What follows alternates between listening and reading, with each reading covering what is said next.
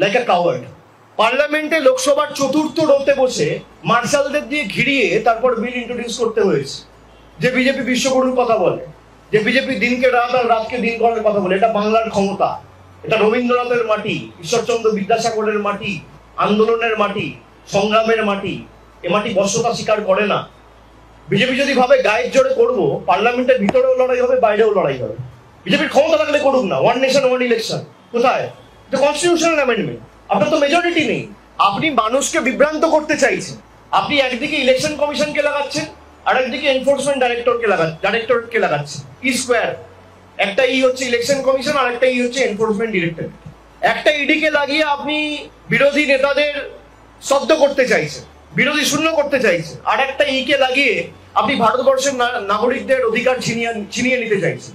আর যেই আপনি এসআইআর করতে ব্যর্থ হয়েছে, ঠিক সেই সময় দৃষ্টি ঘোরানোর জন্য হঠাৎ 10 ঘন্টার নোটিশে কনস্টিটিউশনাল অ্যামেন্ডমেন্ট নিয়ে এসছে।